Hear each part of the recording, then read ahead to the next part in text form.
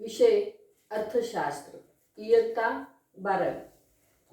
आपण 5व्या प्रकरणाचा अभ्यास करत आहोत, बाजाराचे प्रकार.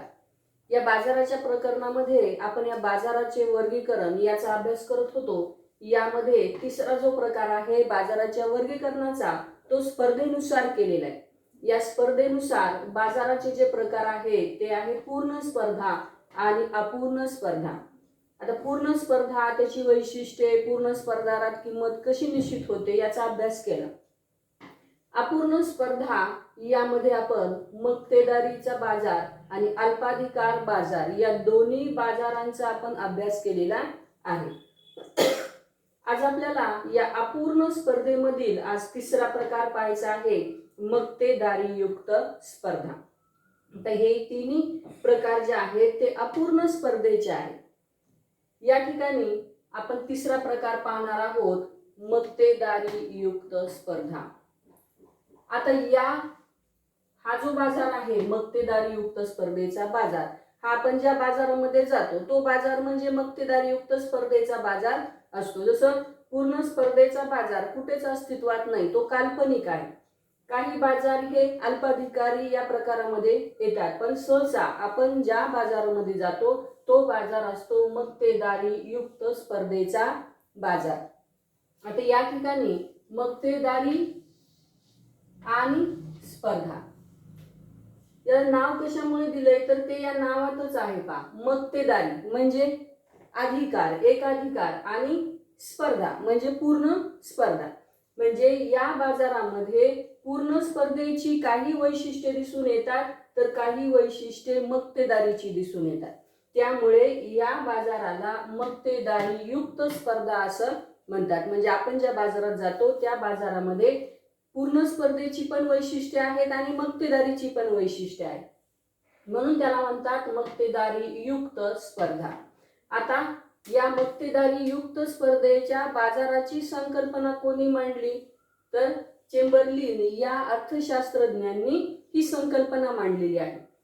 चेंबरलिन यांचं 1933 ला एक पुस्तक प्रकाशित झालं. त्याचं नाव होतं थिअरी ऑफ मोनोपॉलिस्टिक कॉम्पिटिशन. या पुस्तकामध्ये चेंबरलिन यांनी मक्तेदारीयुक्त स्पर्धेच्या बाजाराची संकल्पना मांडलेली आहे सर्वप्रथम. तर आता चेंबरलिन यांनी जी मक्तेदारीयुक्त स्पर्धेची व्याख्या सांगितलेली आहे ती व्याख्या आपण या ठिकाणी पाहू. मक्तेदारीयुक्त स्पर्धा म्हणजे अशी स्पर्धा की ज्यात अनेक विक्रेते अगदी जवळचा पर्याय असलेल्या परंतु पूर्ण पर्याय नसलेल्या वस्तूंचे उत्पादन करतात. आता हा बाजार कसा आहे, या बाजारामध्ये स्पर्धा असणार आहे. स्पर्धा म्हणजे कोणात असते, विक्रेत्यांमध्ये असते, उत्पादकांमध्ये असते. त्यामुळे मक्तेदारीयुक्त स्पर्धा म्हणजे अशी स्पर्धा की ज्यात अनेक विक्रेते अगदी जवळचा पर्याय असलेल्या, म्हणजे या बाजारामध्ये अनेक विक्रेते असतात, त्यांच्यामध्ये वस्तू उत्पादन आणि विक्रीची स्पर्धा असते. आता हे जे विक्रेते आहेत त्या कोणत्या वस्तूचं उत्पादन करतात तर अगदी जवळचा पर्याय असलेल्या, म्हणजे हे जे असंख्य विक्रेते आहेत, उत्पादक आहेत, हे ज्या वस्तूचं उत्पादन करतात त्या वस्तू एकमेकांना जवळच्या पर्यायी असतात. म्हणजे एखाद्या वेळेस एक वस्तू नाही मिळाली तर तिला जो पर्यायी दुसऱ्या कंपनीची किंवा उत्पादकाची वस्तू असते तर ती जरी घेतली तरी त्या व्यक्तीची गरज पूर्ण होऊ शकते. म्हणजे ह्या ज्या वस्तू आहेत त्या एकमेकांना खूप जवळच्या पर्याय आहेत. उदाहरणार्थ समजा साबण आहे, तर या साबणींमध्ये अनेक उत्पादन कंपन्या आहेत आणि या सगळ्यांच्या साबणी कशा आहेत, जवळपास सारख्या आहेत. म्हणजेच काय आहेत त्या त्यांना एकमेकांना जवळच्या, अगदी जवळच्या पर्याय आहेत. उदाहरणार्थ लक्ष्मी साबण आहे, लायबॉयची साबण आहे, संतूर साबण आहे, मोती साबण आहे, डव साबण आहे, यासारख्या अनेक कंपन्या आहेत किंवा उत्पादन संस्था आहेत. त्या काय करतायत, एकमेकांना जवळचे पर्याय असलेल्या वस्तूंचं उत्पादन करतायत, परंतु त्या पूर्ण पर्यायी नसलेल्या वस्तूंचं उत्पादन करतात. म्हणजे हे जे अनेक विक्रेते आहेत ते ज्या वस्तूंचं उत्पादन करतात त्या वस्तू एकमेकांना जवळच्या पर्यायी असतात, परंतु पूर्ण पर्यायी नसतात. याचा अर्थ काय होतो की एक वस्तू दुसऱ्या वस्तूसारखी सेम टू सेम असणार नाही. म्हणजे रंग, रूप, आकार, चव, गुणधर्म की नाही या बाबतीत अगदीच ही ठेवली दुसरी घेतली तर असं होणार नाही. त्याच्यामध्ये थोडा तरी फरक असतो. उदाहरणार्थ लक्ष्मी साबण आणि लायबॉयची साबण याच्या कलरमध्ये फरक आहे, याच्या आकारामध्ये फरक आहे, याच्या वेष्टनामध्ये फरक आहे, याच्या गुणधर्मामध्ये फरक आहे. जरी या दोन वस्तू एकमेकांना पर्यायी असल्या तरी त्या पूर्ण पर्यायी नाही. म्हणजे अगदी ह्या वस्तूच्या ऐवजी ती वस्तू घेतली तरी सेम टू सेम मिळेल, समान गुणधर्माची मिळेल असं होणार नाही. म्हणून मक्तेदारयुक्त स्पर्धेच्या बाजारात अनेक विक्रेते अगदी जवळच्या पर्यायी वस्तूचे उत्पादन करतात, परंतु त्या पूर्ण पर्यायी नसतात. तर अशा प्रकारे चेंबरलिन यांनी मक्तेदारीयुक्त स्पर्धेच्या बाजाराची व्याख्या सांगितलेली आहे की मक्तेदारीयुक्त स्पर्धा म्हणजे अशी स्पर्धा आहे की ज्यामध्ये अनेक विक्रेते अगदी जवळचा पर्याय असलेल्या परंतु पूर्ण पर्याय नसलेल्या वस्तूंचे उत्पादन करत असतात.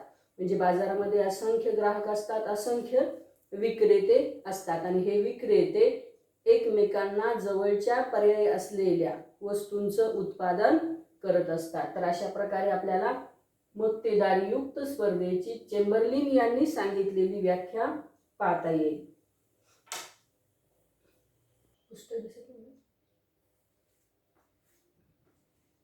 मक्तेदारीयुक्त स्पर्धेची आता आपण वैशिष्ट्ये पाहू. पहिलं वैशिष्ट्य सांगता येईल अनेक विक्रेते. मक्तेदारीयुक्त स्पर्धेच्या बाजारामध्ये विक्रेत्यांची संख्या ही जास्त असते, परंतु ही जी संख्या असते ती पूर्ण स्पर्धेपेक्षा निश्चितच कमी असणार आहे. पूर्ण स्पर्धेमध्ये असंख्य ग्राहक, असंख्य विक्रेते असतात, त्यापेक्षा कमी विक्रेते या मक्तेदारीयुक्त स्पर्धेच्या बाजारामध्ये असतात. म्हणजे यांची संख्या ही पूर्ण स्पर्धेच्या बाजारापेक्षाही कमी असते. त्यामुळे या विक्रेत्यांचं बाजारावरती मक्तेदारी असते असं ते समजतात. त्यामुळे याला मक्तेदारीयुक्त स्पर्धेचा बाजार असं म्हणतात. कारण या बाजारात अनेक विक्रेते असल्यामुळे स्पर्धा तर आहेच एकमेकांशी, परंतु हे विक्रेते काय करत असतात, जवळच्या पर्यायी वस्तूचं उत्पादन करत असल्यामुळे या विक्रेत्यांची बाजारामध्ये काही प्रमाणात किंवा काही घटकांच्या बाबतीमध्ये मक्तेदारी असते, अधिकार असतो. त्यामुळे मक्तेदारीयुक्त स्पर्धेच्या बाजारामध्ये अनेक विक्रेते हे या स्पर्धेचं एक वैशिष्ट्य आपल्याला सांगता येईल. त्यानंतर दुसरं वैशिष्ट्य सांगता येईल असंख्य ग्राहक. मक्तेदारीयुक्त स्पर्धेच्या बाजारामध्ये ग्राहकांची संख्या ही असंख्य आहे. म्हणजे ग्राहक कसे आहेत, संख्येने जास्त आहेत. तर हे ग्राहकांची संख्या जास्त असल्यामुळे यापैकी कोणताही एक ग्राहक आपल्या मागणीमध्ये बदल करून वस्तूच्या किमतीत बदल करू शकत नाही. कारण ग्राहक कसे आहेत, असंख्य. त्यांची मागणी, एकूण मागणी किती आहे, खूप मोठी आहे. त्यापैकी एका ग्राहकाने आपली मागणी कमी केली म्हणून वस्तूची किंमत कमी होणार नाही, किंवा याची जर मागणी वाढली एका ग्राहकाची तर वस्तूची किंमत वाढणार नाही. म्हणजे एक ग्राहक आपल्या मागणीत बदल करून वस्तूची किंमत बदलू शकत नाही. तर अशा प्रकारे असंख्य ग्राहक हे सुद्धा मक्तेदारीयुक्त स्पर्धेचं एक वैशिष्ट्य सांगता येईल. त्यानंतर तिसरं वैशिष्ट्य आहे वस्तुभेद. याचा अर्थ काय होतो, वस्तूमध्ये फरक आहे. अनेक विक्रेते विशिष्ट वस्तूचं उत्पादन करतात, परंतु त्यांच्या उत्पादनामध्ये किंवा त्यांच्या वस्तूमध्ये काही ना काही फरक असतो. अगदीच प्रत्येक उत्पादक दुसऱ्यासारखीच वस्तू बनवतं असं नाही. म्हणजे ती गरज पूर्ण करणारी अनेक वस्तू उत्पादन करणारे उत्पादक असतात, परंतु प्रत्येकाची वस्तू दुसऱ्या उत्पादकापेक्षा कोणत्या ना कोणत्या प्रकारे ती वेगळी असणार आहे. तर हा भेद कशात केला जातो, तर वस्तूचा ब्रँड असतो की नाही. आपण नेहमी म्हणतो ब्रँड काय, उदाहरण काय सांगता येईल, हुंडई असेल, मारुती असेल, टाटा असेल, तर हा काय आहे, त्यांचा ब्रँड आहे की नाही. होंडा आहे तर हा त्यांचा ब्रँड आहे. या ब्रँडच्या बाबतीत एक वस्तू दुसऱ्यापेक्षा वेगळी आहे, म्हणजे फरक कशात आहे, ब्रँडमध्ये फरक आहे. यानंतर फरक आहे बोधचिन्हामध्ये. आता हे जे मी तुम्हाला नाव सांगितले टाटा, त्याचं एक साईन आहे गाडीवरती, चारचाकी गाडीवर टाटाचं एक साईन असतं, त्याच्यात टी लिहिलेलं असतं. हुंडाईचं एच लिहिलेलं असतं. होंडाचं सुद्धा एच आहे, पण हुंडाईचं एच आणि होंडाचं एच याच्यात फरक आहे. म्हणजे यांच्या बोधचिन्हाच्या बाबतीत या विक्रेत्यांची मक्तेदारी असते. टाटाचं ब्रँड दुसरा कोणी वापरू शकणार नाही, हुंडाईचं ब्रँड दुसरी कंपनी वापरू शकत नाही, पार्ले बिस्किटचं ब्रँड तिचं साईन दुसरं कोणीही वापरू शकत नाही. त्यामुळे ब्रँडच्या बाबतीत किंवा बोधचिन्हांच्या बाबतीत या उत्पादकाची मक्तेदारी असते, म्हणून याला मक्तेदारी म्हटलं. पहिल्यांदा आपण सांगितलं होतं की या अनेक विक्रेते जरी असले तरी त्यांची बाजारामध्ये काही घटकांसाठी मक्तेदारी असते, म्हणजे काय असतो, त्यांचा अधिकार ठरलेला असतो. तर हा अधिकार त्या कंपनीचा ब्रँड दुसरी कोणतीही कंपनी वापरू शकत नाही. त्या कंपनीचं बोधचिन्ह म्हणजे साईन हे दुसरं कुणीही वापरू शकत नाही. तर या बोधचिन्हाच्या किंवा ब्रँडच्या बाबतीत वस्तूमध्ये फरक असणार आहे. म्हणजे बाजारामध्ये असंख्य उत्पादक एकाच वस्तूचं जरी उत्पादन करत असले तरी त्या वस्तूमध्ये फरक असणार आहे. एवढंच नाही तर प्रत्येकाची वस्तू दुसऱ्या उत्पादकाच्या वस्तूपेक्षा रंग, रूप, आकार, चव, गुणधर्म, त्याचं जे कव्हर असतं त्याच्या बाबतीमध्ये बदल असणार आहे, फरक असणार आहे. तर अशा प्रकारे वस्तुभेद हे मक्तेदारीयुक्त स्पर्धेचं वैशिष्ट्य सांगता येईल की या बाजारात असंख्य विक्रेते जरी असले तरी प्रत्येकाची वस्तू दुसऱ्यापेक्षाही वेगळी असणार आहे. याचं उदाहरण जर घेतलं तर भ्रमणध्वनी म्हणजे मोबाईल. आता मोबाईलच्या कंपन्या खूप आहेत, म्हणजे उत्पादन संस्था खूप आहेत, परंतु प्रत्येकाचा मोबाईल दुसऱ्याच्या मोबाईलपेक्षा किंचित तरी वेगळा आहे. त्याचा कलर, त्याचा आकार, त्यामधलं फंक्शन की नाही, या बाबतीत प्रत्येक कंपनीचा मोबाईल हा वेगळा आहे. शीतपेय, थंड पेय, उन्हाळ्यामध्ये आपण हे शीतपेय घेतो, त्याच्या सुद्धा भरपूर कंपन्या आहेत, परंतु प्रत्येक कंपनीचं जे शीतपेय आहे ते दुसऱ्या कंपनीपेक्षा निश्चित वेगळं आहे. म्हणजे त्या बाटलीचा आकार वेगळा असेल, त्यावरती नाव वेगळं दिलेलं असेल, त्याच्यावरचं चित्र वेगळे असेल, त्यामध्ये भरलेलं जे शीतपेय आहे त्याची चव सुद्धा वेगळी आहे, कलर वेगळा आहे. म्हणजे काय आहे, एकच वस्तू आहे, त्या उत्पादन करणाऱ्या अनेक कंपन्या आहेत, परंतु प्रत्येकाची वस्तू कशी आहे, दुसऱ्यापेक्षा काही ना काही बाबतीमध्ये वेगळी आहे. याचा अर्थ काय होतो, वस्तुभेद आहे, वस्तूमध्ये फरक आहे. तर हे वैशिष्ट्य आपल्याला मक्तेदारीयुक्त स्पर्धेमध्ये दिसतं. म्हणजे आपण बाजारामध्ये जातो, तो कोणता बाजार आहे, मक्तेदारीयुक्त स्पर्धेचा बाजार. यामध्ये विशिष्ट वस्तू अनेक कंपन्यांच्या उपलब्ध आहेत, परंतु त्या सारख्या नाहीयेत, काही ना काही बाबतीमध्ये त्याच्यात फरक आहे. यानंतर चौथं वैशिष्ट्य सांगता येईल मुक्त प्रवेश आणि निर्गमन. बाजारामध्ये मुक्त प्रवेश आहे आणि बाजारातून बाहेर पडायचं असेल तरी सुद्धा काही बंधन नाही. तर हे जे वैशिष्ट्य आहे हे मक्तेदारीयुक्त स्पर्धेचं वैशिष्ट्य आहे. आता मुक्त म्हणजे बंधन नसणे, प्रवेशावरती बंधन नाहीये, म्हणजे बाजारामध्ये जर प्रवेश करायचा असेल तर कुठल्याही प्रकारचं बंधन नाही. आता प्रवेश करायचं म्हणजे काय, तर एखाद्या वस्तूचं उत्पादन करायचं आहे, त्याची विक्री करायची, तर ते सुरू केलं तर त्याला म्हणायचं आपण बाजारात प्रवेश केला. एखाद्या उत्पादकाने जर उत्पादन सुरू केलं तर त्याला म्हणायचं बाजारातला प्रवेश. तर या प्रवेशावरती कुठल्याही प्रकारचं बंधन नाही. त्याचप्रमाणे जर बाजारातून बाहेर पडायचं असेल, निर्गमन म्हणजे बाजारातून बाहेर पडणे, तर या बाहेर पडण्याला सुद्धा काही बंधन नाहीये. जर असं उत्पादकाला वाटलं की या व्यवसायामध्ये आपल्याला तोटा होतोय, हा व्यवसाय नकोय आपल्याला, आता बंद करायचा आहे, तर तो काय करू शकतो, तो कारखाना, तो व्यवसाय विकून टाकू शकतो आणि आपलं भांडवल काढून घेऊ शकतो. पैसे जे लावलेत ते काढून घेतले, याचा अर्थ तो काय झाला, बाजारातून बाहेर पडलेला आहे. तर अशा प्रकारे बाजारामध्ये प्रवेश करण्यासाठी आणि बाजारातून बाहेर पडण्यासाठी कुठल्याही प्रकारचं बंधन नाही. पाचवं वैशिष्ट्य सांगता येईल विक्री खर्च.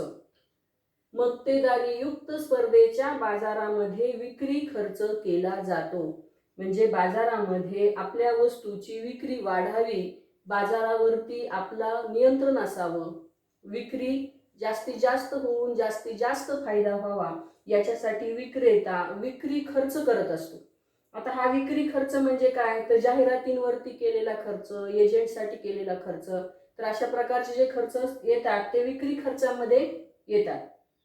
तर जाहिरातींवरती खर्च, आता ही जी जाहिरात केली जाते ते रेडिओवरून केली जाते, दूरदर्शनवरून केली जाते, वर्तमानपत्रामधून जाहिरात केली जाते किंवा बाजारात ठिकठिकाणी त्याचे पोस्टर्स लावले जातात.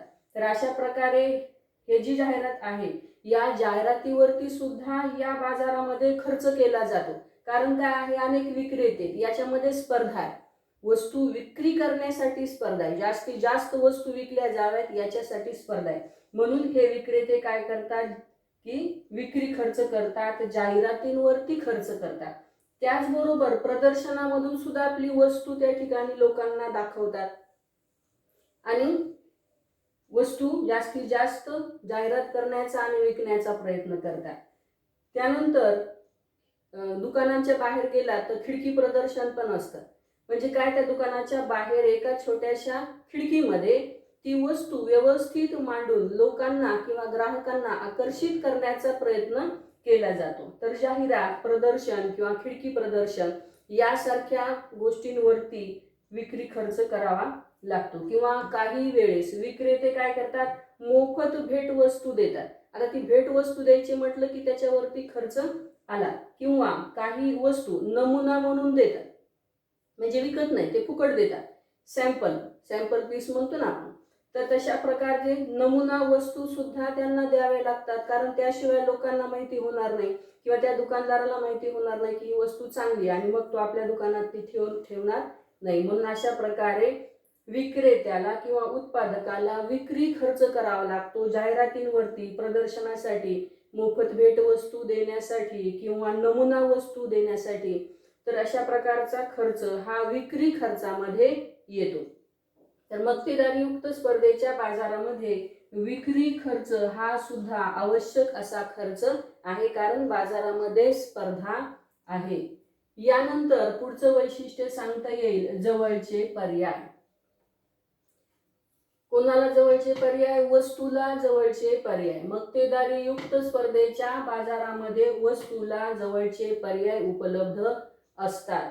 चेंबरलिन यांनी जी व्याख्या सांगितली आहे त्या व्याख्येत तेच सांगितलंय की असंख्य विक्रेते असतात आणि ते कोणत्या वस्तूचं उत्पादन करतात, एकमेकांना पर्याय असणाऱ्या वस्तूचं उत्पादन करतात. म्हणजे एक विशिष्ट वस्तूचं उत्पादन करणाऱ्या असंख्य उत्पादन संस्था ह्या बाजारात अस्तित्वात असतात. त्यामुळे त्यांचं जे उत्पादन आहे किंवा त्यांची जी वस्तू आहे ती एकमेकांना जवळची पर्यायी वस्तू आहे, ही नाहीतर ती.